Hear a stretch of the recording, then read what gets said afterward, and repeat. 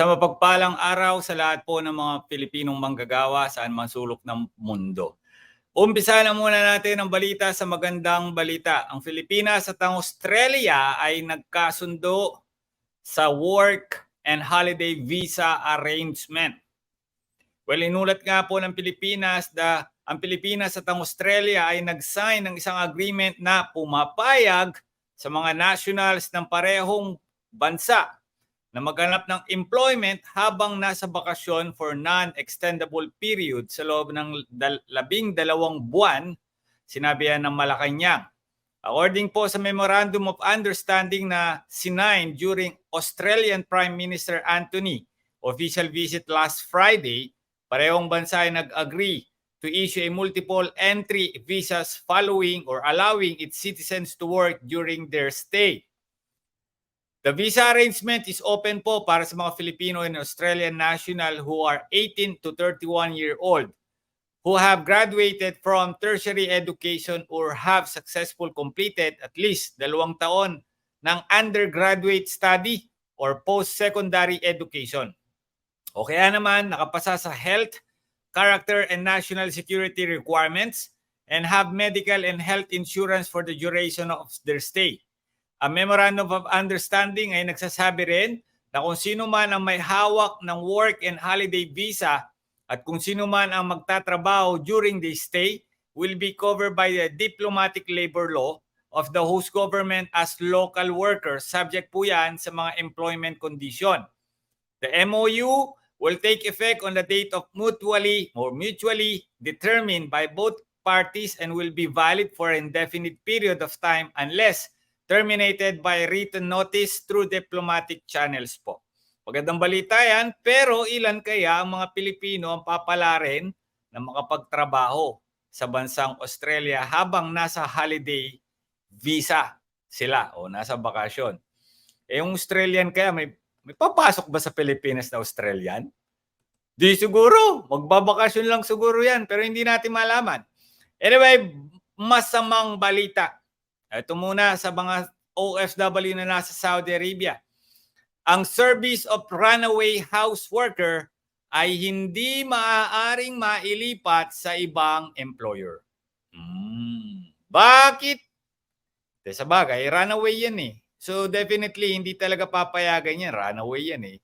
Kung saan ang may mga kaso ng pang-aabuso, pwede siguro yan.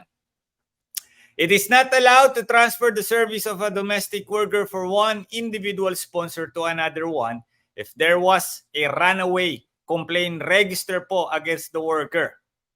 Yan po ay inanunsyo ng Musanet platform para sa mga domestic labor services na under po ng Human Resources and Social Development. The portal stated that the transfer of the services from one individual sponsor to another ay isang eksklusibong serbisyo para sa mga domestic worker. And it has been said that worker did not involve in a Hurub report as the prerequisite of the transfer. So pag sinabing prerequisite, kailangan. Hindi pwede. Sinabi rin ng plataforma na ini-emphasize nila na mga request para ilipat ang serbisyo ay kailangan maproseso base sa kung anong duly approved recruitment rules and regulation for issuance ng visa and transferring services from the ministry.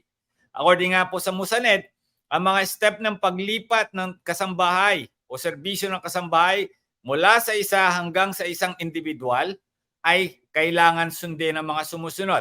Una, ang current employer ay magsasubmit ng request to transfer ng serbisyo from another individual through Musanet platform and then enter the data of the worker and yung bagong employer. So kabaliktaran nito ng mga skilled workers. 'Di ba? Kapag skilled workers, ang bagong employer ang magre-request sa kiwa ng paglipat ng serbisyo.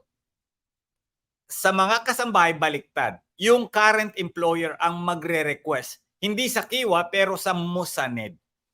Sinabi rin ng platform that they indicated that completing the process of transferring service takes maximum period of 23 days. The duration for the completion of the process depends on the speed of response of the parties involved in the contractual relationship and the completion of the request through Abshare platform.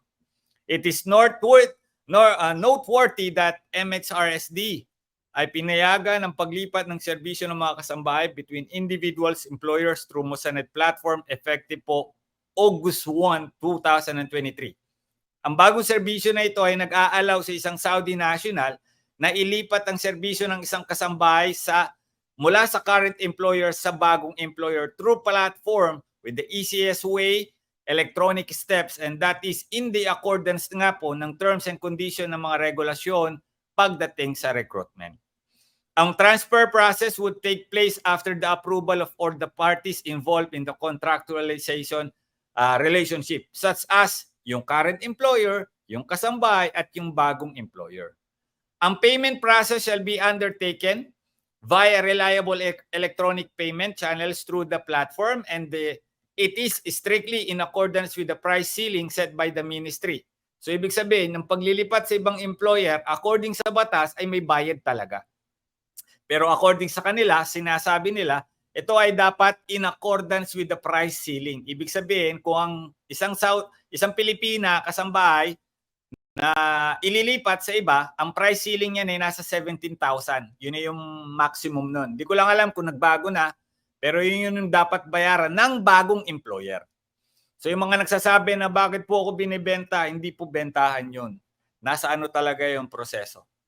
Sinabi rin ng ministro na nag-establish sila ng Mosanet platform as its official website para sa mga kasambahay, serbisyo ng kasambahay, and home employment programs. And it's provided multiple services to improve and facilitate the recruitment journey. Yun po yung masamang balita. And at the same time, may kapupulutan ka talagang aral sa balitang yon. Isa pa sa mga masamang balita, mga minamahal kong kababayan, pero hindi naman ito sa mga taga Saudi Arabia, kundi para sa mga Pilipinong nasa Kuwait. Batay sa direktiba ng Acting Prime Minister at ang Ministro ng Interior na i-activate ang proseso ng pag-uugnay sa pagitan ng General Administration of Residence Affairs tsaka ng General Administration of Information System upang mangolekta ng mga utang na inutang ng mga dayuhan sa bansang Kuwait. Sinimula na nga po ng Ministry of Interior na i-activate ang desisyon na mangolekta ng mga utang sa Estado bago ma-renew ng paninirahan para sa mga dayuhan simula ngayong linggo, September 10, 2023. Batay sa direktiba ng Acting Prime Minister, sa pangangailangan ng pag-activate ng mga proseso ng pag-uugnay sa pagitan ng mga kinauukulang sektor ng Ministro ng Interior upang mangolekta ng mga utang na inutang ng mga dayuhan sa Estado bago ma-renew ang kanilang mga ID. Inanunsyo ng MOI ang simula ng pag-activate ng desisyon ng mangolekta ng mga utang na inutang ng dayuhan mula sa nauugnay ng authority ay sa Estado bago mag-renew ng paninirahan mula ngayong araw na ito. Idinagdag niya na bawat dayuhan na gustong mag-renew ng kanilang paninirahan ay dapat magbayad ng mga utang sa kanya sa pamamagitan ng website ng ahensya ng Estado o ang Shahil na application. Ito po ay sa Kuwait. Ang Ministry ng Interior ay nananawagan sa lahat na sumunod sa itinatag na legal na provision at huwag labagin ang mga probisyong ito dahil hindi ito magdadalawang isip na gampanan ang tungkuling ito na mapanatili ang seguridad at kaayusan ng publiko sa bansang Kuwait.